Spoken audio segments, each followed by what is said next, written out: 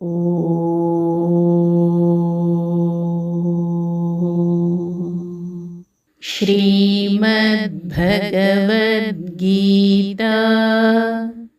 ತೃತೀಯೋಧ್ಯಾಯಃ ಮೂರನೆಯ ಅಧ್ಯಾಯ ಕರ್ಮಯೋಗಃ. ಕರ್ಮಯೋಗ ಅಧ್ಯಾಯ 3 ಶ್ಲೋಕ 14. ಶ್ರೀ ಭಗವಾನ್ ಉವಾಚ ಅನ್ನದ್ಭವಂತಿ ಭೂತಾನಿ ಪರ್ಜನ್ಯಾದನ್ನ ಸಂಭವಃ ಯಜ್ಞಾದ್ಭವತಿ ಪರ್ಜನ್ಯಃ ಯಜ್ಞಕರ್ಮ ಸಮುದ್ಭವಃ. ಅಧ್ಯಾಯ 3 ಶ್ಲೋಕ 15. ಶ್ರೀ ಭಗವಾನ್ ಉವಾಚ ಕರ್ಮ ಬ್ರಹ್ಮೋದ್ಭವಂ ವಿದ್ಧಿ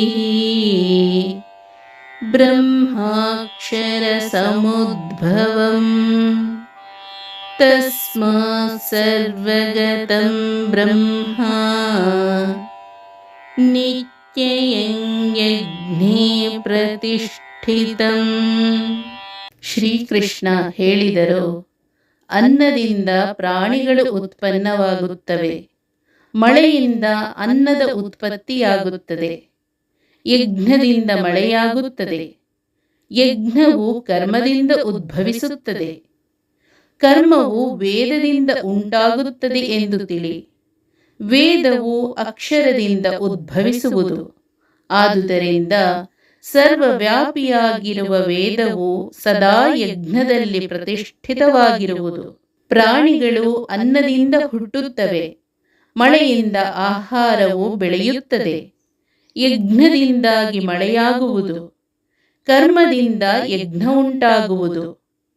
ಕರ್ಮವು ಬ್ರಹ್ಮನಿಂದ ಅಂದರೆ ವೇದದಿಂದ ಬಂದುದು ಮತ್ತು ಅವಿನಾಶಿಯಿಂದ ಬ್ರಹ್ಮನು ಬಂದುದು ಎಂಬುದನ್ನು ತಿಳಿ. ಆದ್ದರಿಂದ ಸರ್ವಗತನಾದ ಪರಮಾತ್ಮನು ಯಜ್ಞದಲ್ಲಿ ನಿತ್ಯವೂ ನೆಲೆಸಿರುವನು ಎಂದು ತಿಳಿ.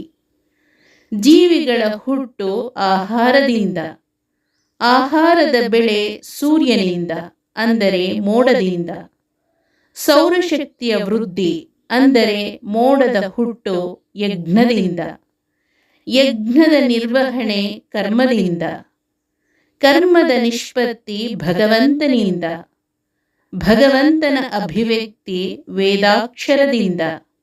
ಆದ್ದರಿಂದ ಎಲ್ಲೆಡೆ ಇರುವ ಭಗವಂತ ಸದಾ ಯಜ್ಞದಲ್ಲಿ ನೆಲೆಸಿದ್ದಾನೆ. ಹರೇ ಓಂ. ಶ್ರೀಕೃಷ್ಣಾರ್ಪಣಮಸ್ತು.